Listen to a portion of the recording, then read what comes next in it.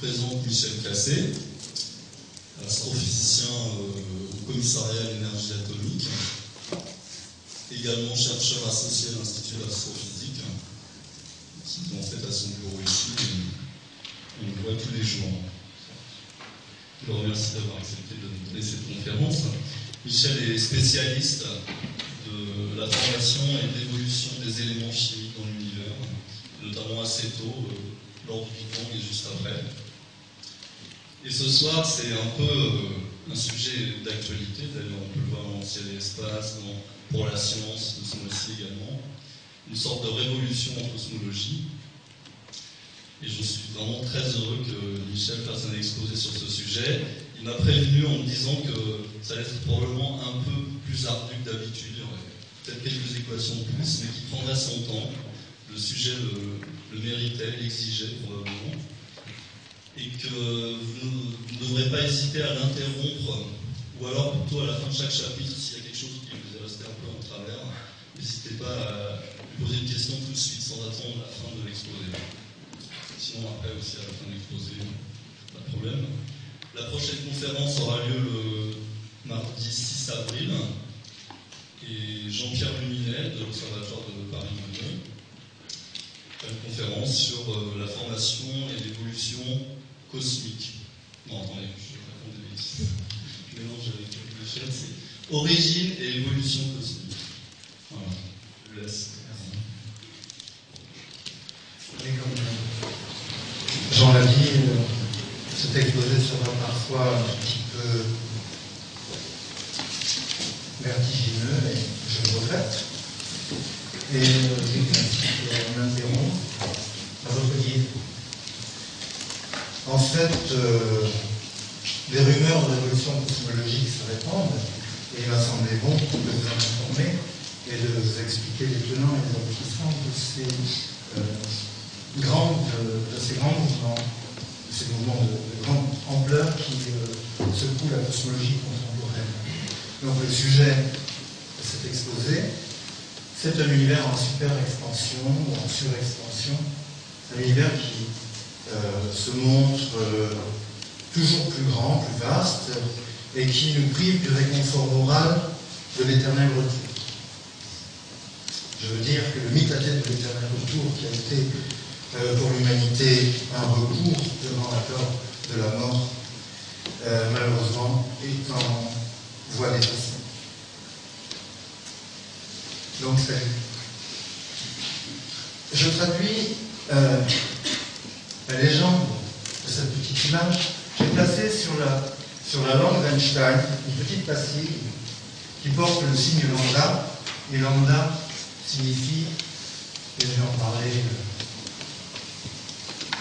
par loisir, moi j'imagine, constant cosmologique, c'est un terme qu'il avait ajouté dans ses équations pour stabiliser le monde, puisque ces équations, les équations de la relativité générale par conséquent, indiquaient que l'univers ne saurait être stable, que l'univers devait s'effondrer ou au contraire entrer en ébullition.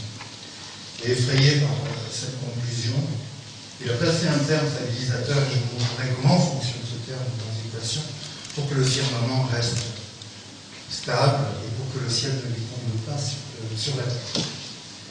Et il a regretté par la suite parce que ces équations désignaient ou indiquaient très clairement que l'univers est en expansion. L'expansion de l'univers a été découverte donc observationnellement par Hubble, et il a considéré que c'était une de ses plus grandes erreurs. Fait d'avoir introduit donc ce terme cosmologique. Donc même si Einstein a baptisé le terme, la constante cosmologique lui a laissé un mauvais goût dans la bouche. Et je vais vous montrer que quand Einstein se trompe, il dit quand même la vérité. Une erreur d'Einstein valait 10 vérités de Michel Cassé. Et par conséquent, ce terme a grandi, constante cosmologique, que j'identifierais physiquement avec la densité d'énergie de l'espace, du vide. Ne vous effrayez pas, tout ceci aura une explication. Donc ce terme cosmologique a envahi le ciel, et maintenant il domine largement toute forme matérielle. Donc l'univers est gouverné par l'invisible, par, j'allais dire presque l'impensable, j'espère que non, par une entité physique qui ne ressemble à rien de connu et qu'on peut identifier avec ce que les physiciens modernes appellent le vide quantique. Donc paradoxalement, ce siècle qui n'avait que les mots atomiques et nucléaires dans la bouche se termine en déclarant l'insignifiance cosmique de ces deux termes. Et la primauté appartient désormais au vide quantique, vide particulier parce que gorgé d'énergie invisible, faux vide donc par excellence, et l'espèce humaine, c'est-à-dire vous et moi et tous les autres, elle est venue à réaliser que les atomes qui constituent nos corps et les étoiles ne sont que les bulles de l'univers, flottant sur un océan de vide et de matière noire. Donc, vous voyez que ce n'est pas. Donc la révolution cosmologique est commencée, notamment dans Scientific American, elle a été déclenchée par des observations américaines, mais c'est une révolution qui n'est pas conceptuelle parce que les équations avaient déjà été écrites par Einstein en 1917 et par De Sitter, astronome hollandais, la même année. C'est une révolution, par conséquent, observationnelle, très importante, parce qu'elle a créé l'idée qu'il n'y a pas que la matière dans l'univers.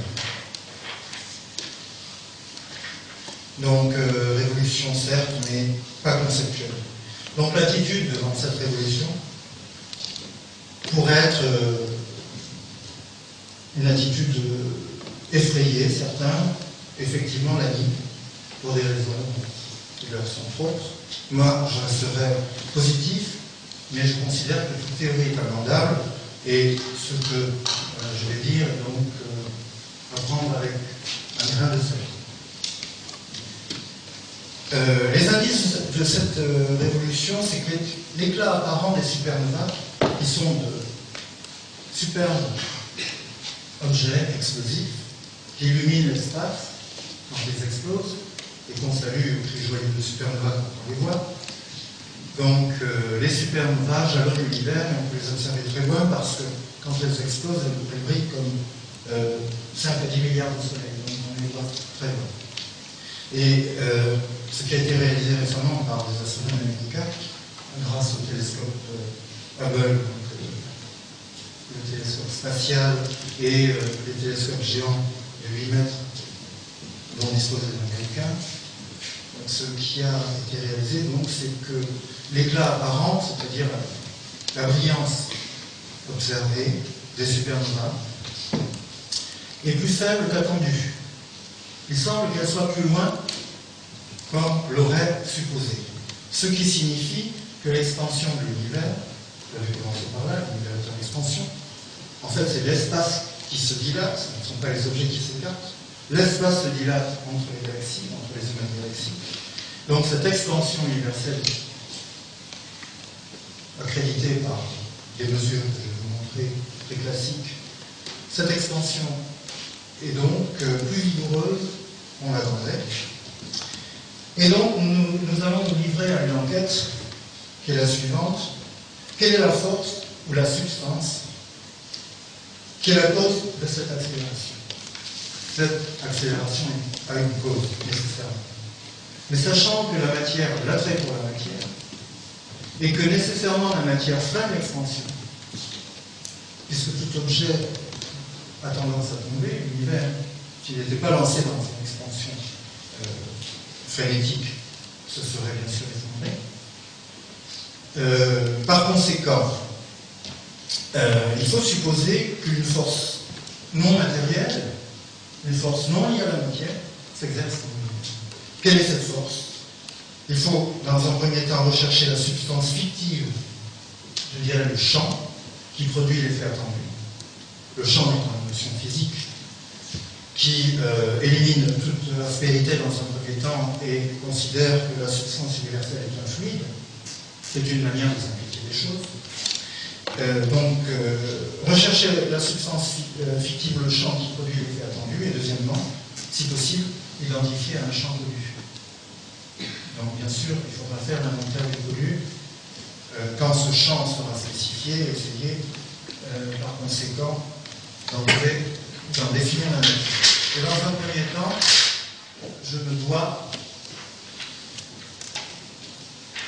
de feuilleter l'album de famille de la gravitation. Il sera bien sûr beaucoup question de gravitation dans cet exposé. Nous avons l'expérience de la gravitation, car sans cesse nous tombons. Donc nous savons ce que c'est physiquement. Mathématiquement, Newton a mis en équation, et tout le monde sait que la force est égale à moins, et j'insiste beaucoup sur ce signe moins, vous allez voir que dans la suite il y a une importance capitale, tout s'éclairera. À partir du moment où ce moins prendra un sens. Dans tous les livres, ou dans la plupart des livres, ce moins n'existe pas. Et je vous demande de bien considérer son importance et de bien le montrer. Moins G, qui est la constante de gravitation universelle, M, une masse, M égale notre masse, divisé par le carré de la distance qui les sépare. Donc cette petite équation merveilleuse, non simple avant tout, parce que quand on tombe, on n'a pas l'impression d'être sujet à une force de ce type. D'ailleurs, incidemment, ça n'est pas la chute qui est désagréable, c'est la cessation de la chute, c'est-à-dire l'impact. Donc, cette petite équation exprime l'attrait de la matière pour la matière. Elle dit par ailleurs que la matière, une masse par exemple, une grande masse, et la source de la gravitation est qu'une petite masse, une autre masse, la subit. Donc vous voyez qu'il y a une relation dialectique, une union, un attrait, en fait, qui s'exerce entre les masses. Alors on peut démontrer à partir de cette simple équation la loi de la conservation de l'énergie qui va nous servir abondamment dans la suite. Elle s'exprime très simplement, étant donné un jeune homme, arbitraire, donc une vieille dame, un jeune homme qui lance une balle et un autre jeune homme qui la reçoit.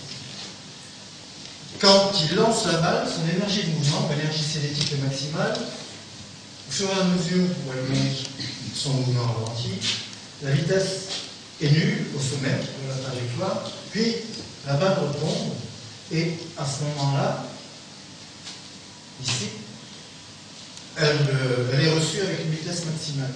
Quand elle est au sommet de sa trajectoire, son énergie potentielle gravitationnelle, qui est l'énergie que peut acquérir la balle en tombant, sous l'influence du champ de gravitation, est maximale. On voit que la somme des deux énergies, qui est l'énergie de mouvement ou l'énergie cinétique, et de l'énergie potentielle est constante. Et ceci va nous servir tout au long de l'exposé. Cette loi de conservation d'énergie qui dit que 1 demi de mv2, alors je choisis une balle de masse unité pour ne plus m'encombrer. Donc 1 demi de V2 plus ce terme gravitationnel qui en fait est négatif. Il est négatif parce que j'ai pris soin d'écrire que la force avait un signe moins, c'est très important. La somme de ces deux termes est constante. Donc énergie cinétique plus énergie gravitationnelle égale constante.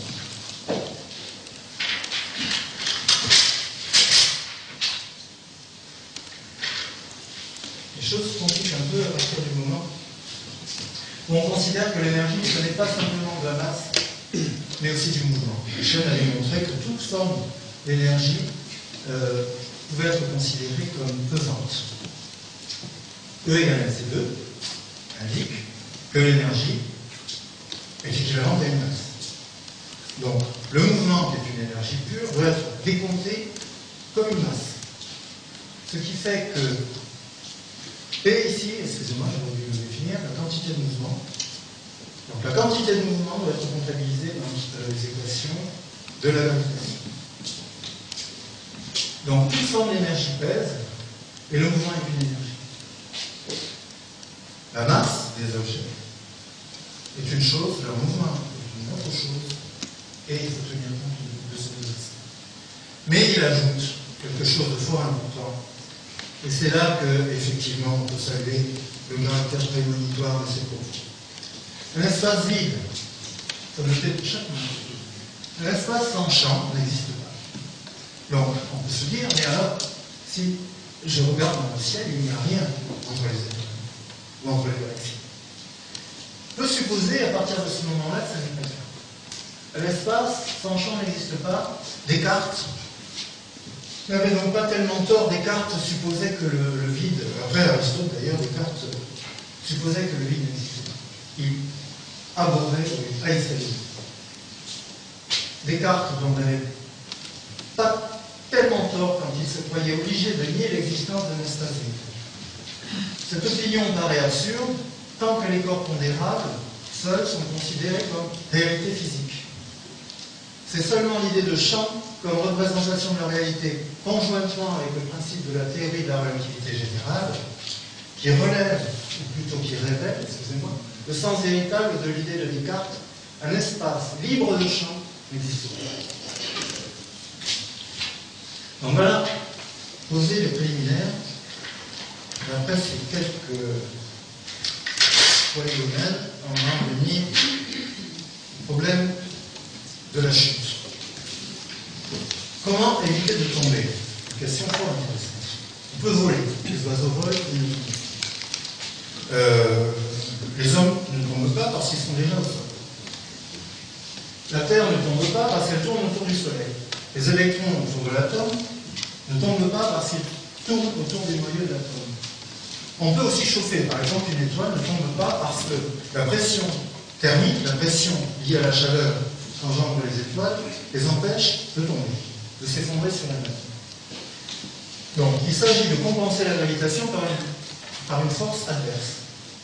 Par exemple, les étoiles sont en cheval entre l'envol et la chute. Une pierre tombe, un gaz chaud monte, et une étoile est un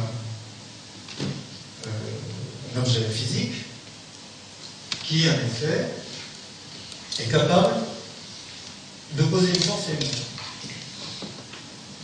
L'univers, lui, ne tourne pas. L'univers, lui, est froid. Il est en expansion. C'est dire l'expansion empêche de tomber. Mais est-ce que cette expansion se poursuivra toujours, ou est-ce que l'expansion, un jour, arrivera à terme? Auquel cas, l'univers va trouver à s'effondrer. Alors Einstein, en 1917, comme je le disais, constatant que le danger était grand, que le ciel lui tombe sur la tête, introduit une force répulsive dans l'espace vide, sans matière. Après avoir déclaré évidemment que l'espace vide n'existe pas, il est cohérent. C'est une force répulsive, la gravitation est une force attractive, et donc, pour l'avancer, il faut une force opposée. Et cette force dans les équations prend la forme de ce terme grand lambda, qui s'oppose à l'effondrement de l'unitaire, et on peut l'appeler, dans ces conditions, l'antigravitation, c'est-à-dire une gravitation répulsive.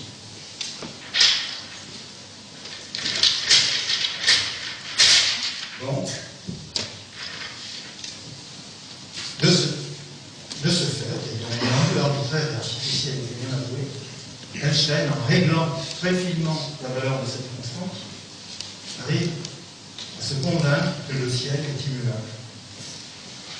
Il est amoureux du cosmos grec incréé parce qu'il a très bien compris que si l'univers n'est pas stable, alors il a émergé. Ça veut dire qu'il est en quelque sorte frappé par, je dirais, ou marqué par une évolution. Einstein, comme Aristote, était convaincu que le terme évolution ne s'appliquait pas à l'univers et que le seul attribut de l'univers était l'éternité. Eh bien, M. De Sitter, qui reprend les mêmes équations, qui élimine la matière en disant cette constante cosmologique, c'est l'ensemble du monde, constitue l'ensemble du monde et la matière est négligeable. Et il arrive à une solution extraordinaire, qui est une expansion exponentielle, une expansion qui ne fait que s'accélérer. Je compte 1, 2, 3, 4, 5, et l'espace, les distances entre les galaxies, passent de 1 à 4, puis à 8, puis à 16, puis à 32. C'est ce qu'on appelle une expansion exponentielle. Et donc si on trace un petit diagramme sur lequel, à un moment donné, on figure le facteur d'échelle, c'est-à-dire la distance entre les objets, ici le temps. Pour Einstein, évidemment, c'est une droite parallèle à l'axe des temps, puisque le rayon est constant, donc le facteur d'échelle n'évolue pas. Et pour De Sitter, l'univers ou les distances subissent un accroissement vertical. Et paradoxalement, en fait, le modèle d'univers qui s'applique le mieux, et nous le savons maintenant, au cas réel, c'est celui-là. J'y reviendrai quand j'aborderai le problème de l'inflation cosmologique, qui est le point de départ de la cosmologie avant même le Big Bang. C'est l'événement inaugural qui a lancé l'expansion du monde, qui a créé la matière, l'énergie, et qui a écarté l'espace. Alors ensuite,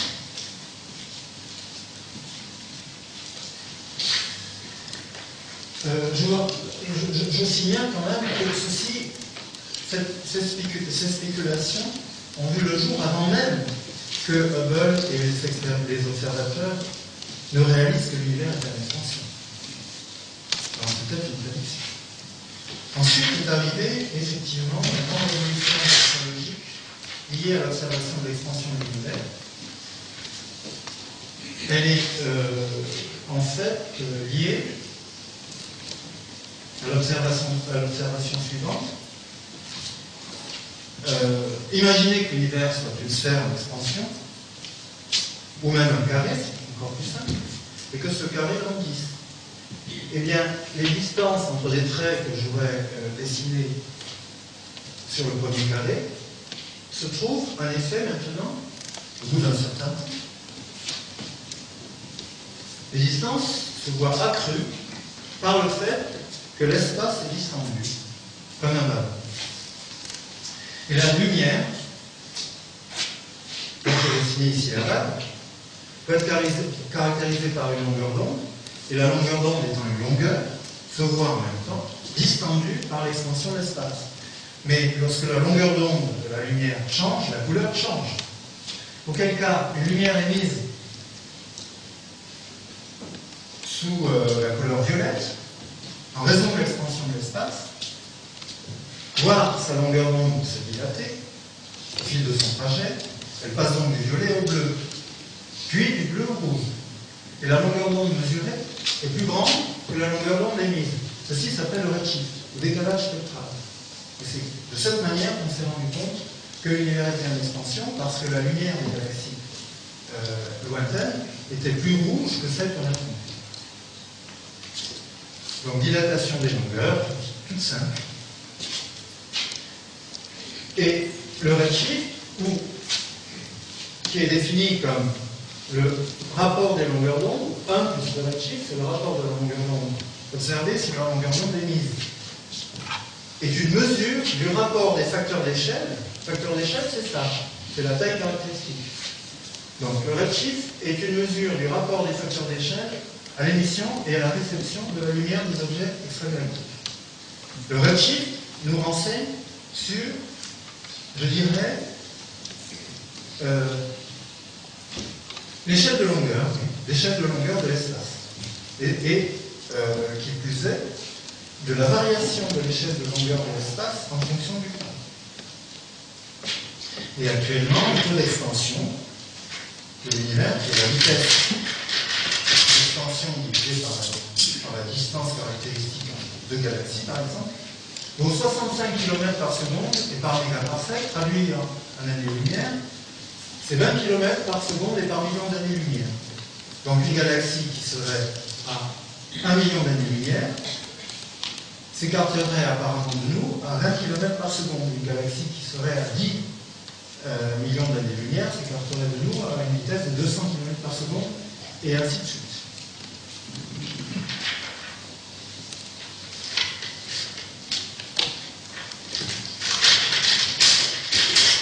Moi, je pense que nous avons les bases objectives pour nous lancer dans l'enquête, et cette enquête va prendre maintenant un tour peut-être un peu plus délicat, et je vais vous convier à une petite dégustation d'équations. Donc, la gravitation, c'est la taille de la matière pour la matière, mais aussi de la lumière pour la matière, puisque E égale mc2, la lumière pourrait, dans ces conditions, et en utilisant cette petite relation si simple, elle ressemble à un poème, les enfants peuvent dire, sans faire la comprendre. Donc E égale mc2, la lumière est une énergie pure, mais on pourrait considérer qu'elle est dotée de masse, donc la lumière est déviée par les autres masses. La déviation des rayons lumineux ne s'explique que de cette manière-là. La gravitation, c'est aussi d'après la lumière pour la matière. Mais alors, dans la mesure où dans le monde il n'y a que deux entités, sans être dualiste, on peut, comme les atomistes grecs, considérer que deux réalités, deux principes fondamentaux sont en présence, qui sont le vide et la matière. Le vide est nécessaire au mouvement, la matière est nécessaire à la réalité des choses. Donc, nous avons paré la matière de masse, on va faire peser. Il appartient dans ces conditions très logiquement vides d'être l'agent porteur de l'anti-gravitation. Puisque la matière, par définition, est ce qui pèse. La seule possibilité logique qui nous reste, c'est de dire que le vide est anti-gravitation. Et c'est exactement ce que la physique moderne va démontrer. Alors la petite dégustation s'annonce. Sans chocotte, à escargot.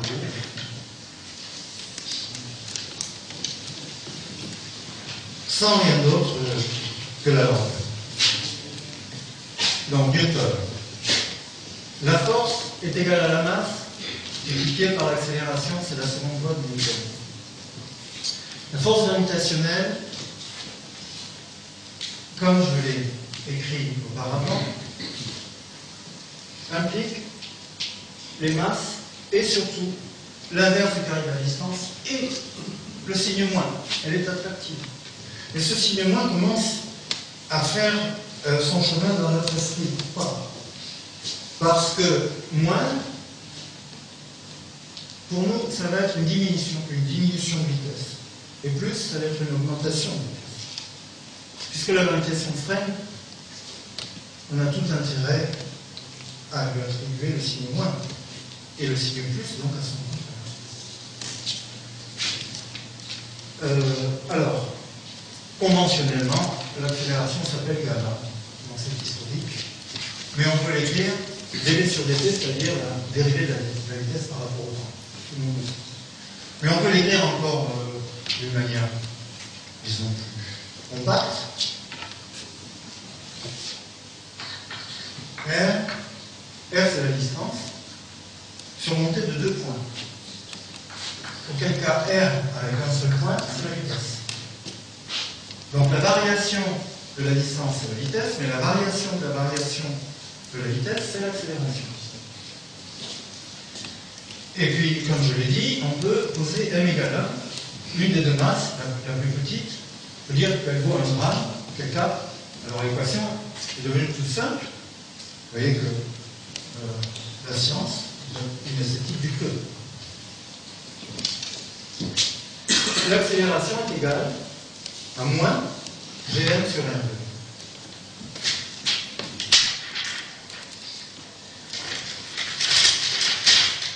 Bon, c'est une formule tout à fait littérale. Nous allons maintenant l'appliquer au cas d'une sphère d'expansion, sphère sidérale. Et en faisant valoir que la masse de la sphère, c'est son volume multiplié par sa densité. Vous voyez que ça n'a rien de sorcier. Le volume de la sphère, c'est 4 tiers de pi R3 ou R aérodynamique. 4 tiers de pi rayon cube multiplié par la densité. Et en substituant la masse par sa valeur dans la toute petite équation de départ, on arrive à quelque chose qui est très simple. C'est que R de point, donc, la variation de la distance divisée par la distance, est égale à moins 4 tiers de pi G multiplié par la densité. Et la densité de la matière est toujours positive. Donc on voit nécessairement qu'en présence de matière, ce terme est négatif. L'accélération est négative. Une accélération négative s'appelle une décélération. Donc théorème, je vais lire un peu. Je vais l'écrire.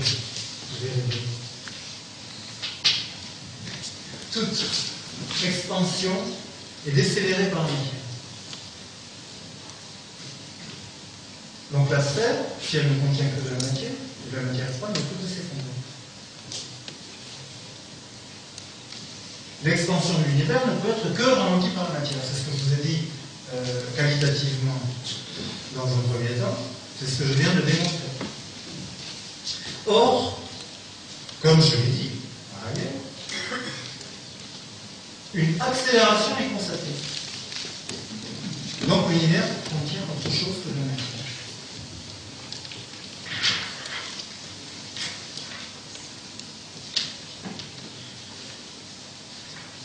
Alors là, on va faire encore un petit saut.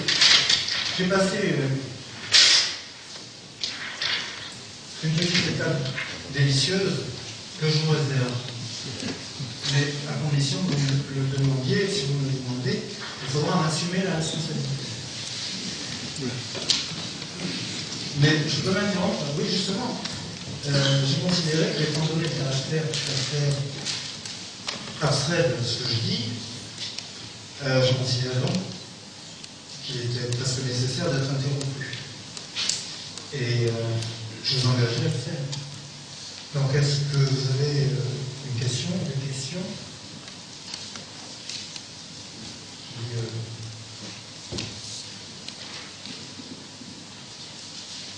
qui pourraient, disons, à cette étape, venir à l'esprit? Oui. Le redshift est un fait d'expérience.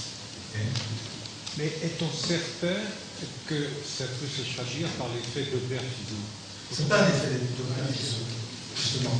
Parce que un effet Doppler-Fizeau signifierait que les galaxies ont un mouvement. Là, elles n'ont pas de mouvement.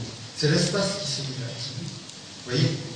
C'est un effet que l'on pourrait considérer comme comparable à l'effet Doppler-Fizeau jusqu'à un certain jusque dans une certaine mesure, jusqu'à un certain point.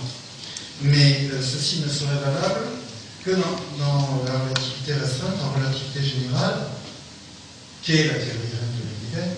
On considère qu'il n'y a pas de mouvement, mais que c'est l'espace qui se dilate entre les galaxies. Alors je sais que c'est un peu abstrait, que c'est difficile à... La théorie de la lumière fatiguée est complètement abandonnée. Oui, elle a fatigué tout le monde. Et malheureusement, vous connaissez la cosmologie française. Je suis désolé. Non. Oui. Est-ce qu'on est certain que l'expansion est accélérée? Je vais le démontrer. Oui, parce que là, j'ai posé les bases, mais ensuite, bien évidemment, je vais en venir aux observations. Si on prend une valeur basse de Q0, on a une décélération très faible. Tout à fait.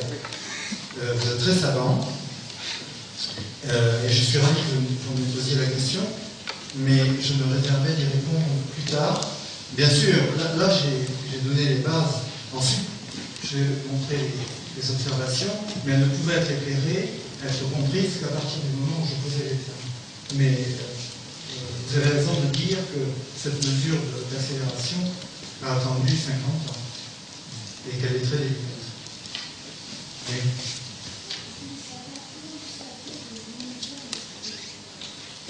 Eh bien, parce que son mouvement angulaire, je vais vous dire, un mouvement global indiquerait une direction privilégiée dans le ciel, qui serait l'axe de rotation. Et partout où on regarde dans le ciel, on constate que les événements sont les mêmes, que l'expansion est tout à fait isotrope. Isotrope signifie indépendant de la direction. Que rien dans le ciel n'indique une direction privilégiée. ni un lieu privilégié. Nous ne sommes pas au centre du monde, il n'y a pas d'axe du monde. Et d'autre part, on pourrait alors se demander si toutes les galaxies tournent dans le même sens. Imaginez que les galaxies, qui sont des objets quelquefois aplatis, pour la plupart du temps, si toutes les galaxies tournaient dans le même sens, alors leur mouvement angulaire, je veux dire que le vecteur qui représente la rotation, indiquerait une direction privilégiée dans le ciel, bien évidemment, et la somme de tous ces vecteurs indiquerait un énorme vecteur qui serait le moment angulaire total de l'univers, et ceci n'apparaît pas. Et on considère dans ces conditions que le moment angulaire de l'univers est nul. Il n'y a pas besoin que toutes les galaxies tournent dans le même sens. Il suffit que l'univers est un système isolé. Donc son moment Non, on ne peut pas dire qu'il est isolé. Il n'y a pas d'extérieur. Le cas échéant, s'il est infini, on ne peut pas dire qu'il soit isolé. Le terme isolé n'a même pas de sens. Qu'est-ce qui peut dire que le moment cinétique, l'ensemble du moment cinétique des galaxies est nul? Parce qu'elles sont liées. Il y a plusieurs choses. Ça n'est pas le sujet de l'exposé. Oui. Le deuxièmement. Vous avez dit que l'univers ne tournait pas. Justement, vous avez bien raison de le remarquer. Et donc, je vais me débarrasser de la rotation en tournant moi-même, en faisant une pirouette, en d'autres termes. Parce que cela nous amènerait trop loin, et la pirouette que je ferais, c'est de dire que l'axe de rotation des galaxies, si vous voulez, les galaxies sont orientées totalement au hasard. Et dans ces conditions, on peut dire que le moment angulaire, en intégrant sur toutes les galaxies connues, et non pas sur l'univers infini, parce qu'à un moment donné, notre horizon cosmologique, si vous voulez, en sert une sphère de 15 milliards d'années-lumière, et on ne sait pas ce qu'elle va arriver. Donc, mais en se contentant d'intégrer tous les moments angulaires de toutes les galaxies sur l'univers observé, on trouve quasiment tout. Donc, en première approximation, on peut dire que l'univers ne tourne pas. Alors, je continue. Je voudrais exposer la théorie classique arrive de Einstein, et souvenez-vous que pour lui, l'énergie comprenait deux termes. C'est comme un petit triangle. L'hypoténuse serait l'énergie totale, et les côtés seraient la quantité de mouvement et la masse. La somme des deux, la somme du carré des deux, pardon, de ces deux termes, c'est l'énergie. Ça, c'est une forme de mouvement, et ça, c'est la matière. Matière au sens dru du terme, au sens effectivement concret. Alors, dans ces conditions, la loi de l'accélération, très simple, on peut écrire, mais que vraiment, je vous incite à méditer, parce que ça n'est pas difficile jusqu'à présent, moi je pense. Donc, cette loi de la gravitation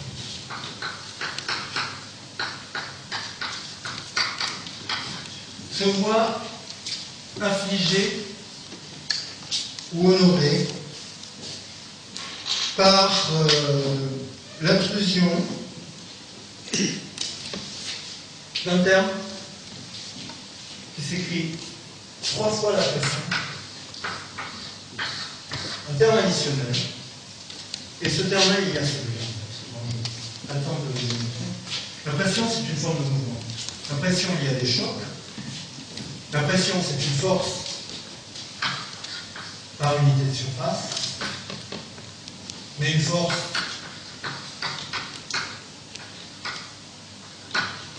la force écrit, la force en réalité c'est la dérivée de la quantité de mouvement par rapport au temps. Donc vous voyez que la force c'est quelque chose qui est un flux de quantité de mouvement et qui s'exprime en variation de la quantité de mouvement par seconde et par centimètre carré. Donc on sent bien que cela se P et ce P sont les mêmes. Et alors je n'ai pas le temps d'entrer dans les détails, enfin, ce ne sont pas des détails, ce sont des équations très difficiles. Là je suis obligé de faire l'impasse. La relativité générale introduit un terme de pression. La densité de la matière, c'est sa densité de masse, plus 3 fois sa pression. la densité effective de la matière, c'est sa densité massive, la densité habituelle, plus 3 fois la pression. Et quand on met 3 fois la pression dans les équations, on comprend énormément de choses. Par exemple, la déviation des rayons lumineux par les astres. Là aussi, je demande de me croire, pour la lumière et pour toute forme qui circule à la vitesse de la lumière, la pression, c'est 1/3 de la densité d'énergie. La densité d'énergie, c'est la quantité d'énergie par centimètre cube. Et donc, vous voyez que si j'introduis 3 fois la pression, la densité passe de D à 2 fois D. Donc, la déviation des rayons lumineux en relativité générale sera 2 fois supérieure à ce qu'elle est en théorie newtonienne. Et ceci a été vérifié. Donc vous voyez que c'est très important. D'autre part, ce terme de pression explique l'émergence des trous noirs. Pourquoi? Parce que dans une étoile en cours d'effondrement,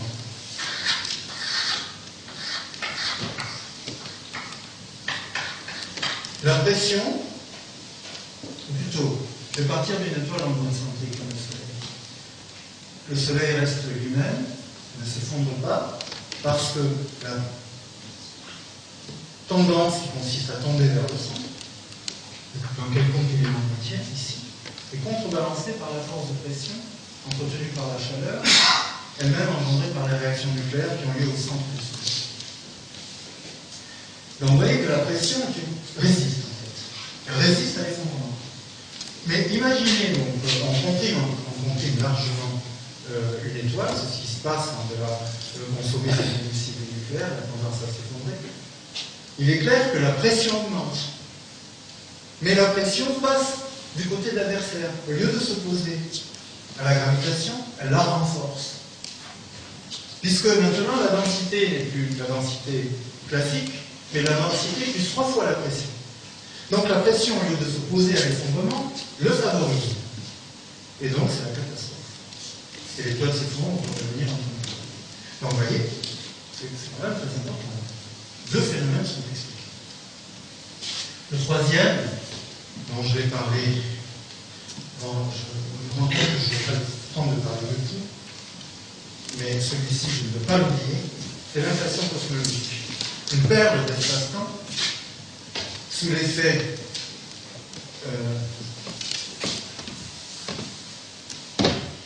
d'une pression très étonnante, une pression négative, parce que jusqu'à présent je n'ai parlé que de pression positive, sous l'effet d'une pression négative, une paire d'espace-temps se dilate vertigineusement et devient l'univers.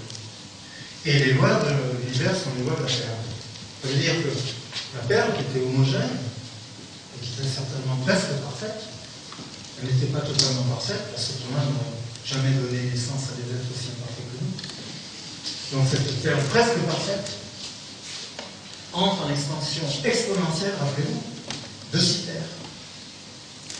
Et on va retrouver la vérité. Cette perle d'espace-temps se dilate vertigineusement, couvre un espace qui contient largement notre univers observable, et ceci s'appelle l'inflation cosmologique, qui a deux effets.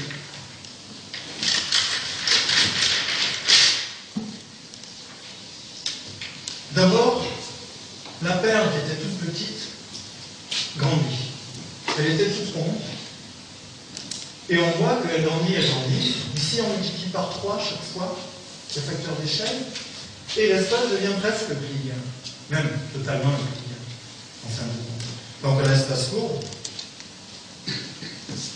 s'étend vertigineusement et devient un espace plat. L'inflation de l'univers explique donc pourquoi notre espace est euclidien ou quasi euclidien. Pourquoi quand on se regarde, plutôt quand on regarde droit devant soi, on ne voit pas sa nuque. Si l'espace était court, on se verrait de dos. Donc, vous voyez, ensuite, donc, le cours devient là. La perle donc homogène est devenue une bulle qui contient l'univers observable. Et pour reprendre un thème que nous avons abordé, pourquoi est-ce que l'espace est si homogène, si isotrope? Pourquoi est-ce que toutes les directions se ressemblent? Incidemment, le rayonnement cosmologique de fond, qui est observé, qui golote à l'oreille de l'oreille du télescope parce qu'il est très froid, les températures caractéristiques étant de 3 degrés environ, ce rayonnement est parfaitement lisse et homogène dans toutes les directions de l'espace, alors qu'en réalité, il provient du fond des temps, il provient d'un rayon, enfin d'une distance, de 15 milliards d'années-lumière. Mais, alors dans ces conditions, pourquoi la température ici est-elle égale à la température là? Sachant que la distance entre les deux est maintenant non pas de 15 milliards d'années-lumière, mais de 30. Si l'univers a 15 milliards d'années-lumière de diamètre, il a 15 milliards d'années d'existence, donc deux points diamétralement opposés n'ont pas pu communiquer. Et pourtant, ils sont les mêmes. Ils ont les mêmes caractéristiques. Tout ceci parce qu'en réalité, l'univers, aussi vaste soit-il, est né d'une perle qui, elle, était homogène. Donc vous voyez qu'en réalité, le fameux terme constante cosmologique qui repousse, enfin qui est destiné à représenter la répulsion de l'espace, a joué en plein. C'est ce même terme qui, au début de cette histoire, de l'histoire que j'ai l'honneur de écouter, et bien, je ne suis pas le seul. Donc, c'est l'histoire du monde. Cette constante cosmologique explique le fait que l'espace soit plat et le fait qu'il soit homogène. Et on va maintenant la retrouver un peu atténuée dans ce qui suit. Donc pour résumer ce petit chapitre, et après on peut effectivement s'arrêter un peu, d'ailleurs s'ils veulent partir, et légitimement, libre de le faire.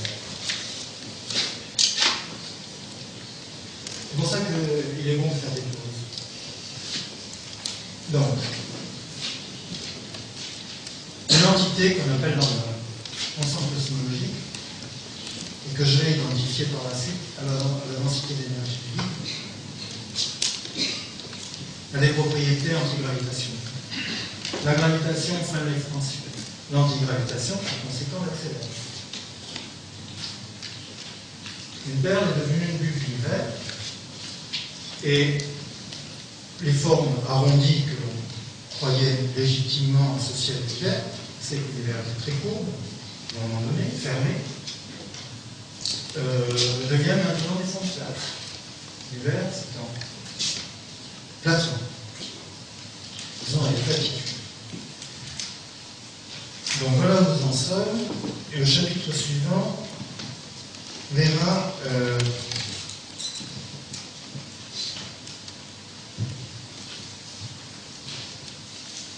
l'avènement des supermémoires. L'utilisation des supermémoires comme chandelle cosmologique, comme jalon de l'espace. Donc on va s'interrompre cette étape et je suis prêt à répondre à quelques questions.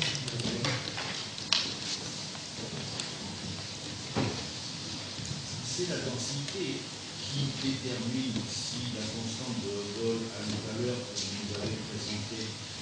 Et en fonction de cette valeur de la constante, on peut en déduire une forme de l'univers. Et aujourd'hui, c'était vrai, il y a la précision de la mesure de la densité est telle qu'on ne peut pas trop se prononcer. Non, c'était vrai il y a à peine 3 jours. Vous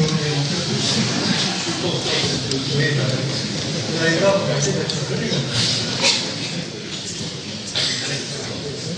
Michel, est-ce que je peux te demander de répéter les questions des gens, parce que ceux qui sont dans le hall n'entendent pas les questions. Bah, moi non plus. Ah bon? J'ai un micro que je peux passer, mais c'est un peu long. Il faut bien limiter le débat. Mais j'ai parfaitement entendu. Alors, j'ai dit que l'énergie potentielle gravitationnelle plus l'énergie cinétique valait une certaine valeur. Si la somme des deux, un des termes étant négatif et l'autre étant positif, on peut imaginer que cette somme puisse prendre toute valeur positive, négative ou négative.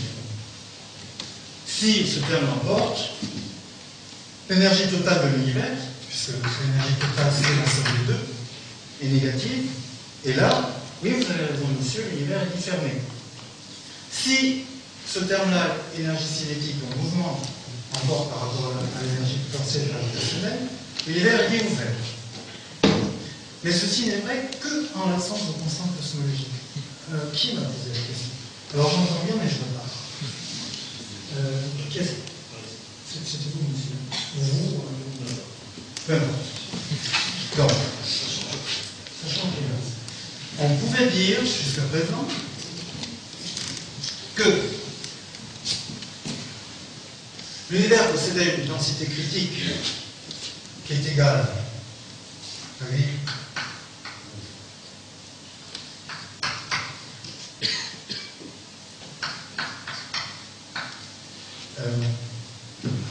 Je vais faire plus simplement. On peut écrire que la vitesse telle que ce terme soit nul, c'est comme une vitesse, je dirais, d'échappement. Vous prenez la Terre, vous lancez un objet vers le ciel. Ou bien il retombe, ou bien il continue, ou bien il reste en orbite. Si la vitesse est supérieure à 11 km par seconde, alors il échappe à la gravitation terrestre. Pour l'univers, c'est pareil. Il existe une vitesse critique, une vitesse limite, telle que, qui correspond à cette notion d'échappement, telle que V2, dans le limite V2, est égal à Gm sur M. Mais M, c'est 4 tiers de pi R3. Et donc, en substituant un instant en valeur que je viens d'établir, on trouve que la densité critique, c'est 3H. 3H carré, H0 carré, ça c'est le paramètre de Hubble, pas qui m'a posé la question, mais voilà. Et G, c'est la constante de gravitation universelle. Et ceci vaut 10 moins 29 grammes par centimètre cube. Avec, en prenant la valeur actuellement mesurée, dirais-je, par le télescope spatial, qui est de 65, la valeur que je vous ai dit tout à l'heure, 65 km par seconde et par mégaparsec. Donc si l'univers a une densité supérieure à la densité critique, alors il s'effondre, ou bien si l'univers a une densité inférieure à la densité critique, il s'envole. Ceci est vrai si lambda égale 0. Mais je viens de vous dire, j'essaie d'exprimer ici le fait que justement lambda n'est pas égal à 0. Et si lambda n'est pas égal à 0, l'univers s'envole. Si lambda dépasse une certaine valeur, c'est le cas, comme je vais vous le montrer, il s'envole. Il peut avoir la densité critique, et d'ailleurs il l'a, et pourtant il s'envole. On voit que quelque chose a changé. On peut suivre. Donc, peut-être que finalement je vais trop vite. À la demande générale, donc je continue. Je voudrais faire valoir les mesures qui ont déclenché cette révolution cosmologique. Elles émanent des États-Unis, et dans l'un des groupes, Permuter et Tal est un Français qui travaille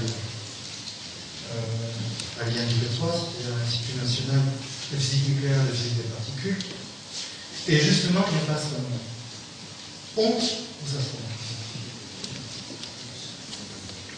Et il y a un deuxième groupe qui est dirigé par Schmitt, et les deux groupes composés de 100 personnes chacun, et c'est là qu'il faut admirer le sens de l'organisation des Américains, c'est une très grande volonté. Donc ces deux groupes ont mené des recherches en parallèle et ont abouti au même résultat. Et s'ils ont raison, je pense que le prochain prix Nobel est là. Mais je ne suis pas le seul. Donc, mais encore une fois, ça n'est pas une révolution conceptuelle. Vous voyez que tout ce que je vous ai dit, sans être établi, est relativement bien compris. Alors, ce que ces groupes américains ont fait est assez simple finalement. Ils ont considéré que les supernovas étaient des chandelles cosmologiques, ou plutôt les supernovas du type 1A, parce qu'il y en a plusieurs types. Ce sont des étoiles doubles. L'une se déverse sur l'autre. Et celle-là, la première, donc celle qui sert de réceptacle, dévore en quelque sorte la matière offerte et finit par exploser, peut-être de plaisir. Et quand elle explose, elle brille comme 6 milliards de soleils. On va l'écrire puisque je l'ai dit. 6 milliards de soleils, c'est considérable. Et donc on les voit de très loin. Et elles ont une forme, la lumière, l'évolution de leur lumière, courbe de lumière, a une évolution caractéristique. Au bout de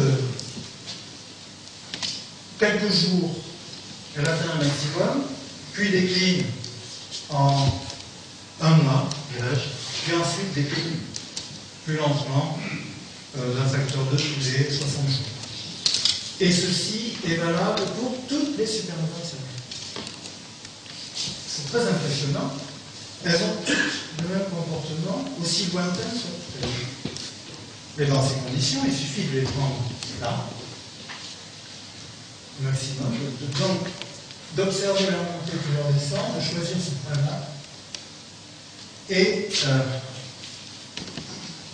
de mesurer l'éclat, la quantité de lumière qui arrive à la Terre. De ce fait, on dispose d'un indicateur de distance, puisqu'on connaît la luminosité absolue de l'objet, c'est-à-dire la quantité de lumière que cet objet émet dans toutes les directions de l'espace quand il explose. Ensuite, la lumière se répand sur une sphère, parce que la lumière part dans tous les sens. Et ici, nous plaçons un détecteur par exemple de 20 cm². Et la quantité de lumière reçue, c'est la surface de la sphère, c'est-à-dire 4 pi r2. 4 pi r2, c'est la surface de la sphère.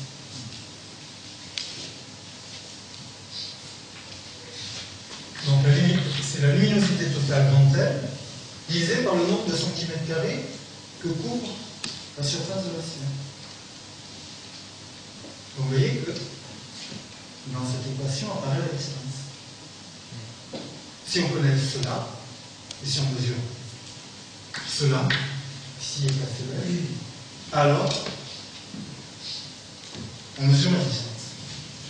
Par ailleurs, on mesure le redshift, puisque on prend des steaks, et donc on est capable de mesurer à la fois le redshift et la distance. Alors je passe sur les détails. Pardon, le point important. Dans un univers classique, sans constante cosmologique, donc un univers qui ne serait pas accéléré, la lumière reçue par seconde et par centimètre carré serait mesurée par une quantité appelée L. Mais si on imagine maintenant que l'univers a subi une accélération, nécessairement la distance que j'appelais R1 est plus grande, et donc maintenant l'œil, au lieu d'être en A, est en B. Et donc, l'éclat des supernovas lointaines sera plus faible dans ce cas-là que dans ce cas-là. C'est l'essence de la mesure des énergies. Et qu'elle n'est pas compliquée. Évidemment, les équations derrière ont une zone de frimousse. Je vous les montre pour que vous fassiez quelques cauchemars. Bon. Ça, c'est dit que ça se dégustait là. Je dois dire que la dégustation prend un arrière-goût assez désagréable. Mais, bon, elles ont été vérifiées. Ce que je voulais vous montrer, c'est que la distance, en fonction du redshift, dépendait de 3 paramètres.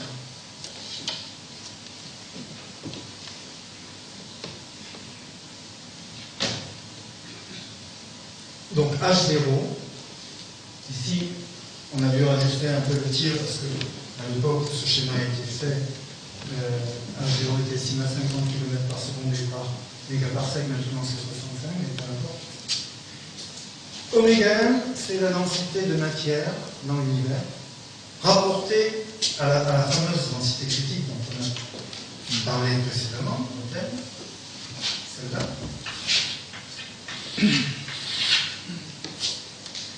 Oméga lambda, c'est la quantité d'énergie dans le vide. C'est exactement la quantité d'énergie, la densité d'énergie qu'on peut associer à la constante cosmologique. Et vous voyez que les courbes sont différentes. Notamment un univers purement matériel, où la constante cosmologique est nulle, présente ce diagramme, dans cette ligne. Un univers, par contre, où la matière est nulle et la constante cosmologique, au contraire, maximale, où tout l'univers est composé, enfin constitué de cela, de cette forme très particulière, serait dessiné ici en violet. Donc vous voyez que les différences sont notoires. Alors évidemment, le jeu va être de situer les points observationnels sur ce diagramme.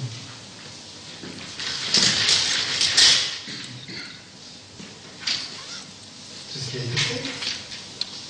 Alors on voit assez mal. C'est très délicat. Faire des calculs précis. On ne peut pas se jouer simplement à l'œil. On va calculer de manière extrêmement précautionneuse les courbes, ajuster les points.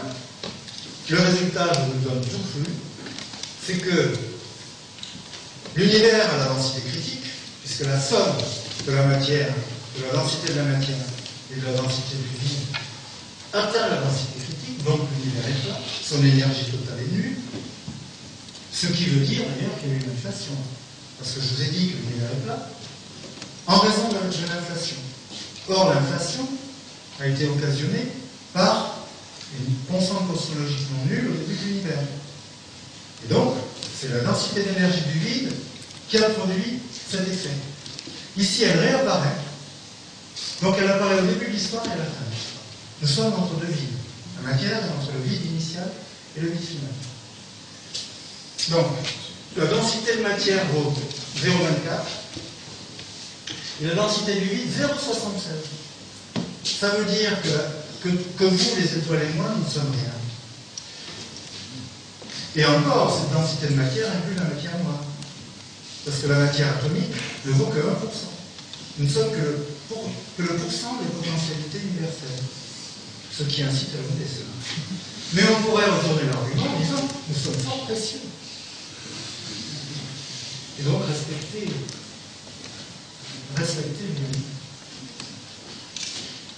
Donc vous voyez, voilà la révolution. Alors maintenant, compte tenu de cela, on peut aller un pas plus loin,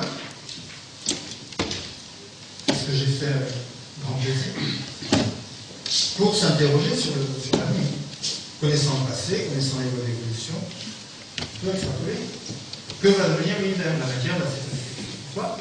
Parce que l'espace se dilate, et dans ces conditions, la matière se dilue. On sait très bien que dans un volume, si je mets 3 points, et si le volume augmente, en raison de l'expansion et de la dilatation de l'espace, on rattrape 3 points, mais au lieu d'être dans 1 cm3, ils seront dans 1 mètre cube.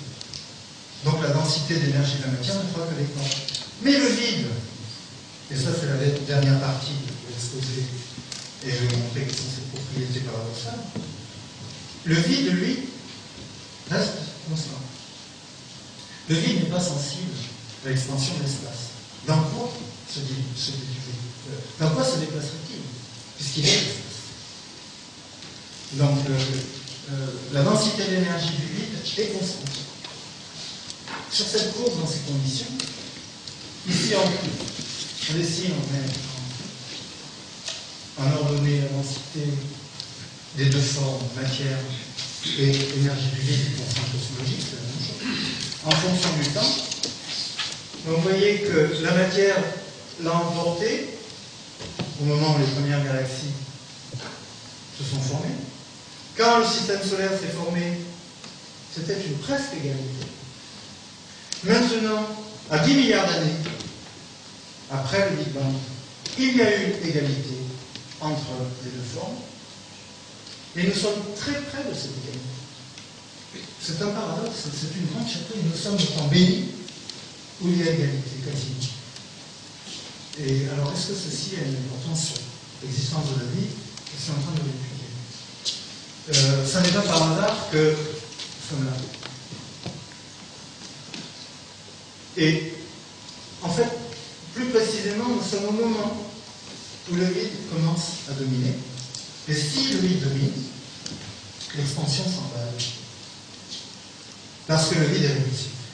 L'attraction de la matière s'efface, puisque la matière se dilue, sa densité d'énergie diminue, mais le vide reste vide, puisqu'il ne peut pas tomber plus bas. Que peut-on imaginer du vide? On ne peut pas dire que le vide évolue. En dehors d'un grand accident qui s'est produit dans le passé, qui s'appelle l'inflation, on peut dire que le vide, si ce mot a un sens, est un invariant. C'est d'ailleurs comme ça qu'on a découvert dans les équations. Quelque chose qui ne change pas. Dans ces conditions, sa densité d'énergie est constante et il domine. Alors nous sommes lancés à jamais. Nous ne reviendrons pas. Et les galaxies vont disparaître de notre regard. Pourquoi? Parce que l'expansion va devenir supralumineuse. La vitesse d'expansion, puisque l'expansion fait croître, en réalité, ceci s'explique facilement parce que le terme additionnel, la force, quand j'avais un transparent merveilleux et totalement incompréhensible, mais je vous le réserve. La force de gravitation se voit modifiée. Jusqu'à présent, on ne considérait que ça c'était Newton. Et on introduit maintenant un terme qui est d'autant plus grand que la distance est grande. C'est une force à longue portée. Donc on a fait, tout ceci se résume en disant que la loi de la gravitation a été amendée. On a ajouté un terme répulsif de longue portée au terme attractif de courte portée. Donc, par exemple, mais le vieux ne s'écarte pas. Ça peut peut-être quelque chose, mais c'est pour d'autres raisons. Nous ne sommes pas à l'expansion. Pourquoi? Parce que cette force expansive ne s'exprime qu'à très grande distance, puisqu'elle dépend de la distance. Vous voyez, elle est proportionnelle à la distance. Sur les petites distances, elle ne joue pas. Par contre, à l'échelle universelle, elle joue. Et donc, la clé, c'est ça. Vous voyez? Alors maintenant, si ceci devient négligeable, la force n'est que répulsive. Et elle augmente en fonction du rayon. Mais si la force augmente, l'accélération augmente. Donc la distance augmente. Et si la distance augmente, qu'est-ce qui se passe? La distance augmente, donc la force augmente. Et si la force augmente, la distance augmente. Donc vous voyez, la force augmente, le rayon augmente, la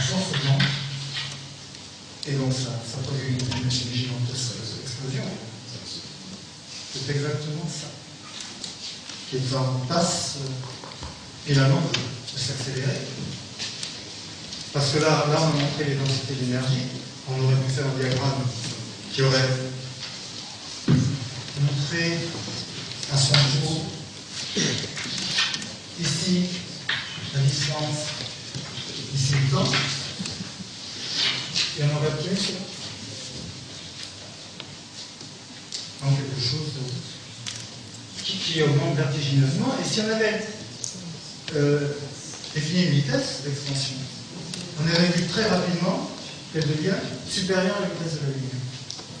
Et ceci étant en contradiction avec la relativité, parce qu'il ne s'agit pas d'objets matériels qui se déplacent. Il s'agit de l'expansion de l'espace. Et ceci n'est pas contraire à la relativité. Donc quelque chose va plus vite que la lumière. C'est l'expansion de l'espace.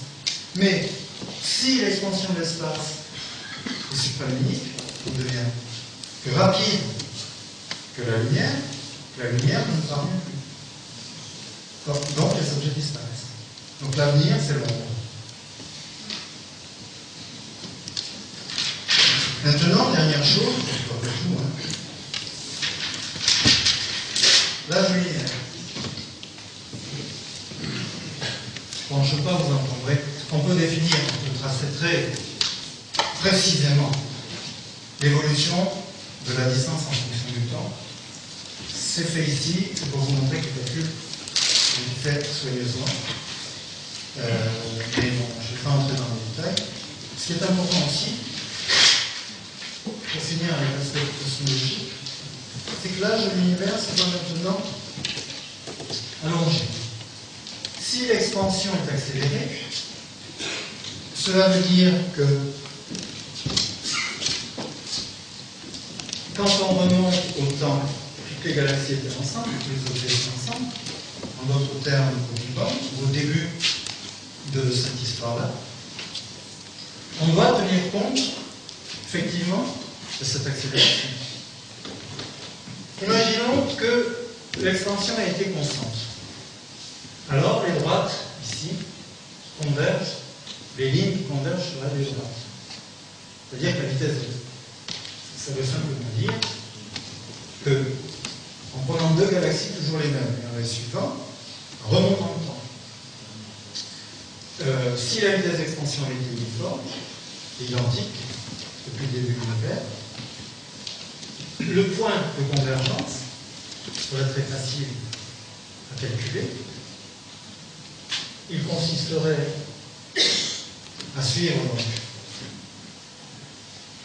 l'évolution de ces galaxies à rebours, et on aurait ici une estimation du moment où elles étaient ensemble. Mais si l'expansion est ralentie, ce cône se déforme, puisque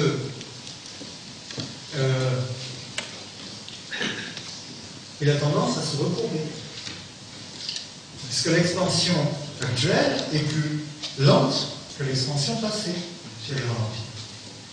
Maintenant, si elle est accélérée, c'est l'inverse. Il se déforme en coupe de champagne. Champagne pour tout le monde. Et si on essaye d'établir le point de convergence, eh bien, on voit que par rapport à l'expansion constante, il est plus éloigné. Donc, l'âge luminaire est allongé. Alléluia, cela résout un problème essentiel. L'âge des plus vieilles étoiles ne pose plus aucun problème. C'est-à-dire que les filles sont plus jeunes que le père. Fort heureusement, les étoiles sont les filles de l'univers. Et on était en passe de trouver que les filles étaient plus vieilles que le père. Et bien, cet effet-là réconcilie l'âge des plus vieilles étoiles avec l'âge calculé de l'univers à partir de son expansion. Et cet âge est de 16 milliards d'années. Bon, après, qu'est-ce que j'ai à vous offrir? Du vide. J'ai à vous mettre du vide sur la main. Mais on va s'arrêter là. Pour quelques questions. Est-ce qu'il y a, s'il vous plaît, une asymptote? À quel endroit? Oui, c'est dans ce cas-là. Il y a toujours un Big Bang. Je vais vous montrer. Il y a toujours un Big Bang dans ces modèles. C'est une question intéressante parce que si la constante cosmologique avait été plus grande, on serait arrivé à l'idée qu'il n'y aurait pas eu de Big Bang. Je vais vous montrer les diagrammes. Bon, ils sont un peu compliqués, mais puisque vous posez la question, je ne vais pas m'y décider. Devant un peu de patience. Je ne suis pas sûr d'avoir sous la main, mais alors je vous inviterai à passer dans mon bureau.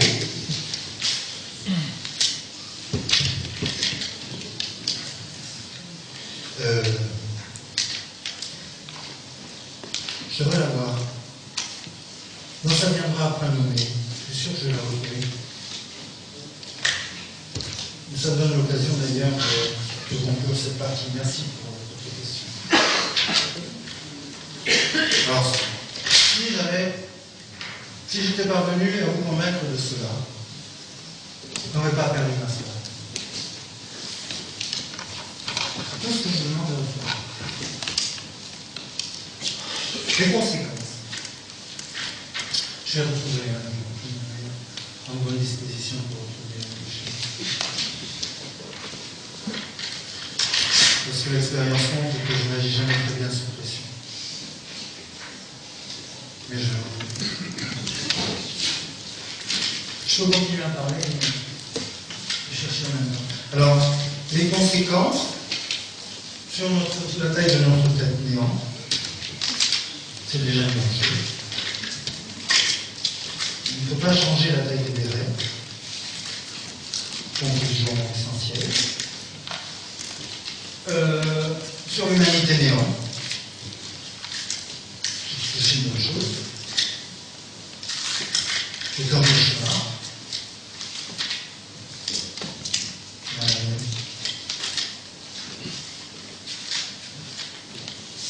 C'est dommage. Je le retrouverai. Peut-être dans un univers.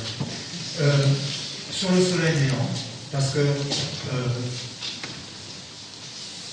ce terme-là est tout petit, il n'agit que si R est grand, si la distance est très grande. Sur la galaxie néant, donc vous voyez que ça ne va rien changer. Les galaxies extérieures, les amas de galaxies lointaines disparaîtront, comme je l'ai dit, à notre regard, parce qu'elles voyageront à des vitesses. Non pas qu'elles voyagent, l'espace se distendra entre elles à des vitesses supérieures à la vitesse de la lumière, donc la lumière va nous parvenir. Par contre, la galaxie d'Andromède restera visible. Donc notre ciel, composé d'étoiles, notre ciel visible à l'œil nu, ne sera pas affecté. Je dis ça pour les astronomes amateurs qui sont rassurés. Notre horizon se rétrécira, mais peu importe, puisque les galaxies vont sortir, les amas de galaxies vont sortir du champ de vision, je l'ai dit. L'expansion est sans retour. Certains sont désoleront. Pour ma part, ça m'est différent. Fin du mitaté de l'éternel retour, lamentation des Grecs et également de Nietzsche, qui a écrit des textes tout à fait émouvants sur le retour éternel lui-même.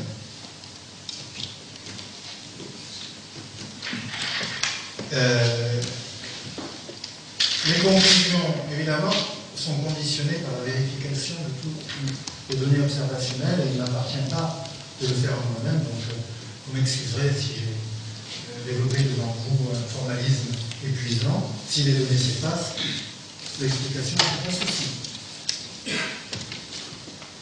Donc, je mets la clause de réserve. Ceci est une qualité. Elle demande d'être vérifiée. Donc, si les données sont justes et si elles sont bien interprétées, si aucun effet parasite, qu'une poussière, un grain de sable ne vient les altérer, alors l'antigravitation c'est une grande découverte. C'est une cinquième force. Ou plutôt, c'est une altération de la gravitation newtonienne à longue échelle, à grande échelle, grande portée, qui pourrait expliquer la matière noire. Parce que on commence à hésiter sur l'interprétation de ce qu'on appelle matière noire. C'est peut-être une altération de la gravitation qui donne ces effets. C'est la fin de la suprématie, je ne dis pas que c'est la fin de l'ère atomique, mais enfin, l'atome ne constitue que 1% de la densité d'énergie, excusez-moi. Il reste à 1%. Et pourtant, jusqu'à présent, on pensait qu'il n'y avait que lui. Le vide des atomes. Donc, épiphénomène. L'avenir est scellé, le vide est le moteur de l'évolution universelle, de l'expansion universelle, et donc l'avenir, au plan le plus général du terme, c'est la dilution et le refroidissement. Quel est le champ? Quel est le champ de ce moteur? Puisque vous me donnez l'occasion, justement, vous suivez, c'est bien. Là, vous me donnez l'occasion, mais je crains d'être un peu abstrait. Là, vraiment. Maintenant, on va passer à la physique quantique, à la mécanique quantique de cet être. Et je me demande s'il ne faut pas arrêter. Avant que l'irréparable ne se produise. Mais c'est vous qui... Pendant ce temps, je vais chercher ce que vous me donnez 5 minutes. Non, en fait, bien sûr, le problème réel, c'est qu'on a raisonné de manière très macroscopique et que la physique ne peut pas se contenter de ça. Alors évidemment, là, je peux vous donner la réponse et on peut s'en aller. Ou bien, je donne la réponse que dans 2 heures et on voit un bout pousser. Ce champ est un champ scalaire. Dans le monde, il y a plusieurs types de champs. Ils sont définis par ce qu'on appelle le spin, qui est un attribut de rotation quantique, dont la mesure est la constante de Planck, H. Les particules de spin 1,5, c'est-à-dire les quarks, les leptons, et les particules constituées de quarks, c'est-à-dire les protons et les neutrons.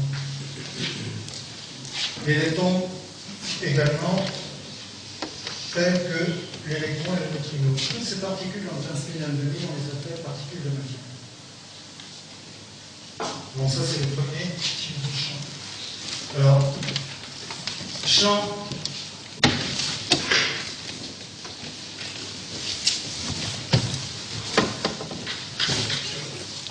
est synonyme d'onde. La mécanique des champs, si vous voulez, c'est une mécanique partiellement ondulatoire, partiellement corpusculaire, et le passage de l'onde à la particule s'appelle la quantification. On passe du continu au discontinu. Là, j'ai eu un discours de type classique, c'est-à-dire que je n'ai pas considéré les aspérités, les fluctuations des champs. Donc, un premier type de champ, un second type de champ composé, celui-ci, excusez-moi, je vais donner le terme générique.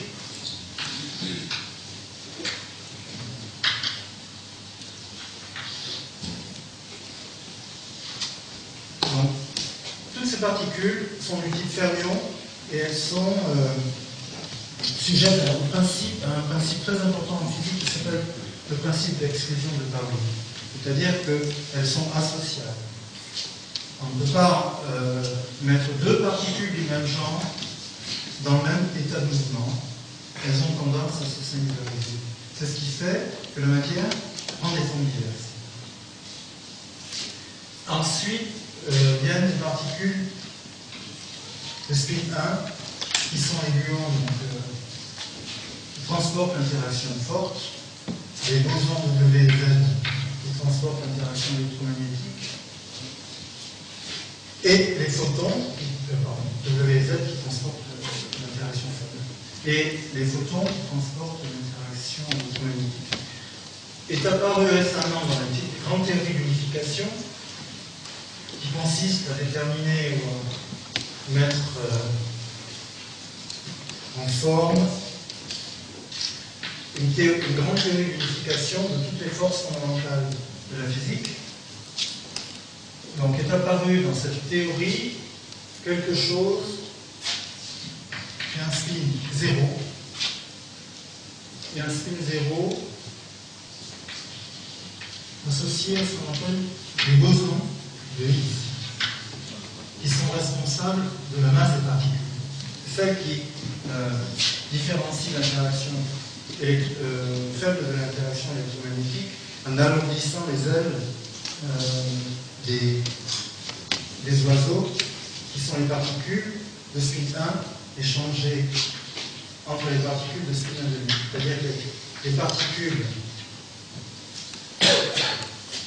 de matière se voient mises en interaction par des particules de champ, les particules de force, qui créent des liens entre ces particules.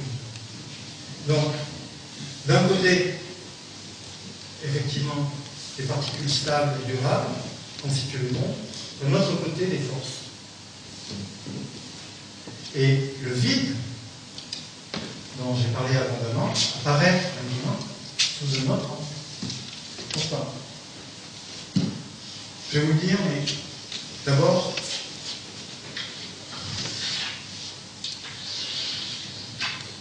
j'encadre ce type de particules encore hypothétiques, dont la mise en évidence viendra peut-être de l'utilisation du futur accélérateur du CERN en construction, qui s'appelle le Large Hadron Collider, LHC, accélérateur géant, qui est destiné effectivement à mettre en lumière, faire apparaître ces particules-là. Eh bien, ces particules-là, je suis obligé de le dire très vite, mais je peux apporter la démonstration si je retrouve ma fameuse feuille mystérieuse. Ces particules-là sont semblables aux particules, je dis semblables mais non pas identiques, pour être prudent, aux particules fictives qui seraient responsables de l'expansion de l'espace.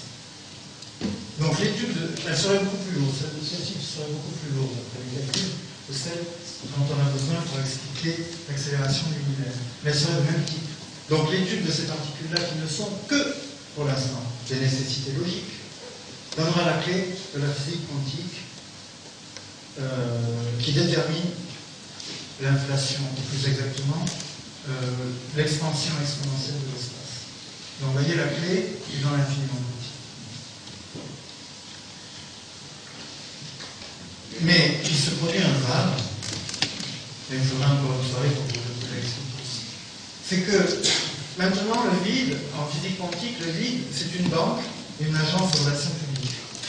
C'est une banque parce que les particules en sortent et y replongent aussitôt, qui sont justement les particules échangées comme des balles de tennis, non, des particules stables constituent le monde.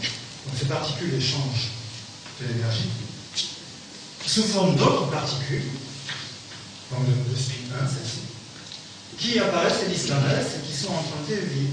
Donc le vide est une agence de relations publiques puisqu'elle relie les particules, puisqu'il relie les particules. Et en même temps, c'est une banque qu'il faut rembourser à partir du moment où une particule émerge du néant, ou du vide plus exactement. Elle disparaît au bout d'un temps delta t, si l'énergie empruntée est delta E, tel que le remboursement peut être d'autant plus rapide qu'il est important. Et c'est ce qu'on appelle les particules virtuelles. Donc les particules virtuelles relient les particules réelles. Et quand on... Mais ces particules sont porteuses d'énergie. Et elles apparaissent, elles disparaissent, mais en nombre dont rien ne vient limiter, si vous voulez, l'ampleur. Il n'y a pas de principe de limitation s'agissant des particules virtuelles. Dans ces conditions, aussi fugaces soient-elles, il y en a énormément. D'après les calculs que nous faisons, pour que le monde soit le monde, ici-bas, il y en a énormément. Et donc, si elles pèsent, et pourquoi ne pèsent-elles pas, puisque finalement on peut leur associer une énergie, alors elles saturent le monde, et la densité d'énergie du vide calculée par la physique des particules est effroyable. C'est le chiffre le plus grand de la physique.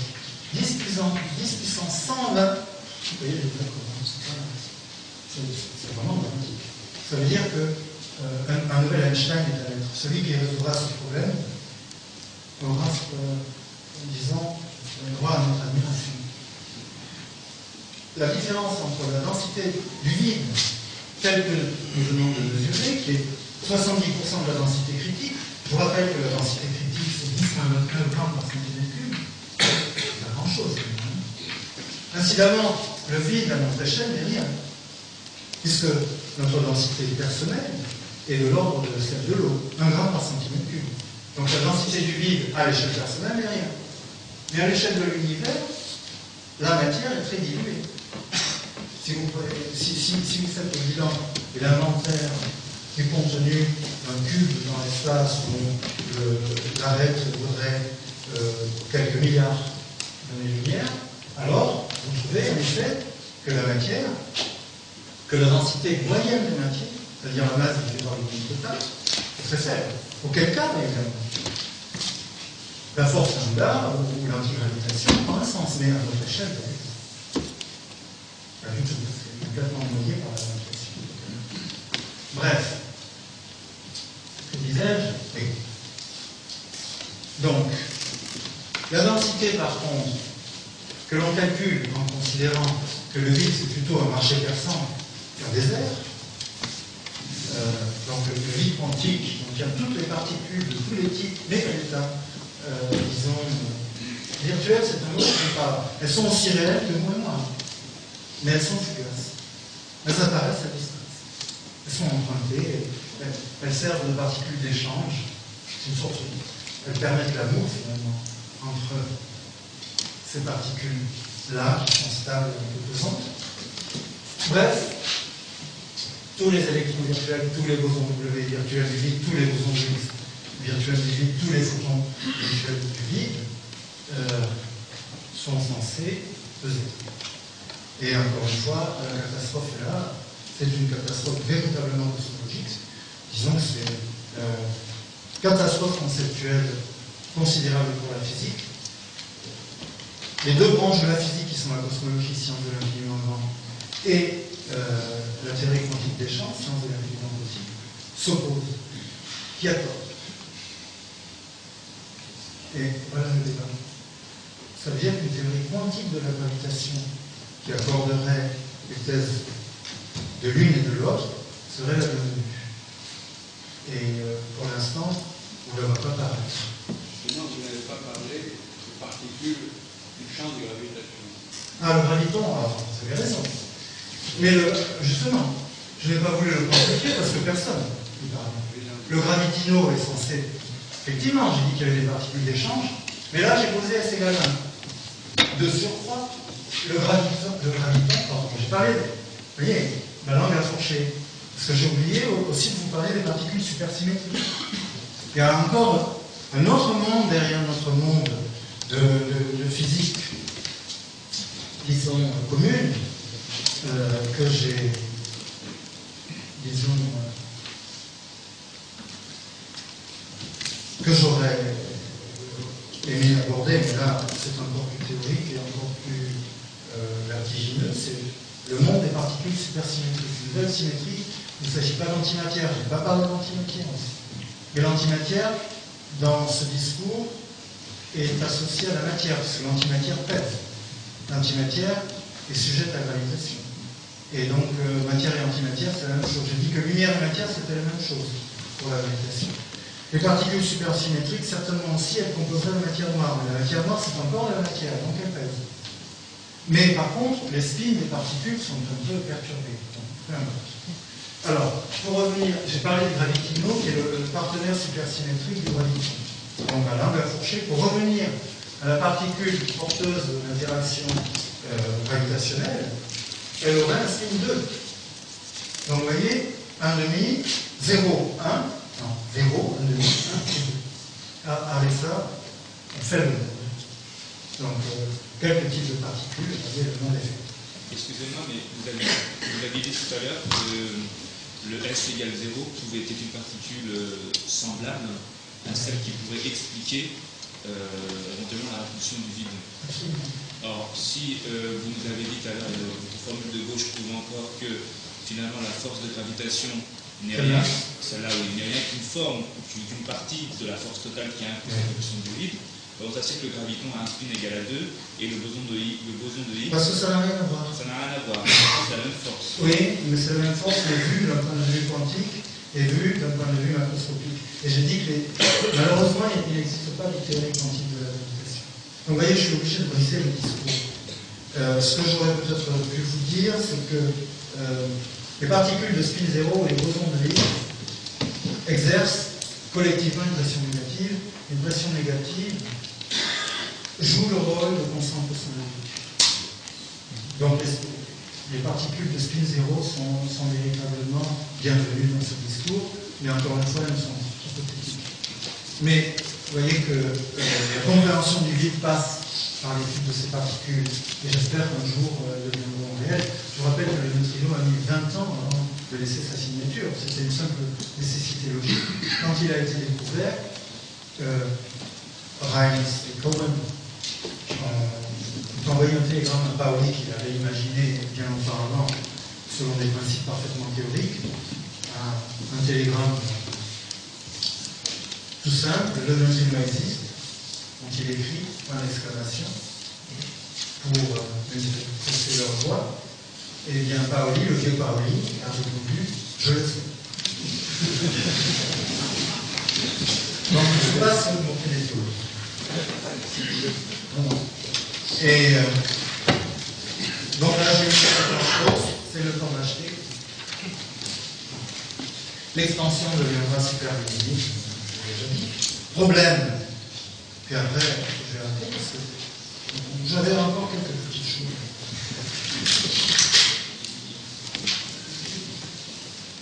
Bon.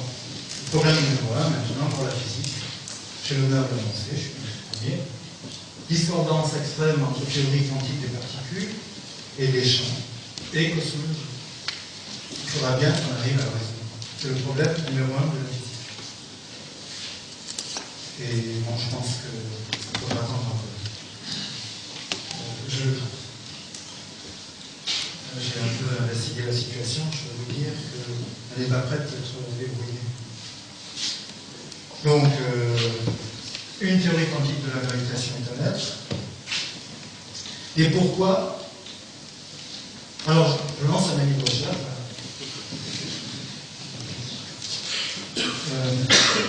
Pourquoi, en Dieu, vivons-nous au moment où le vide et la matière sont presque égaux? Il n'y a aucune raison. Il n'y a absolument aucune raison. Aucune raison en ça actuellement. Sur ces belles considérations, c'est un mon discours.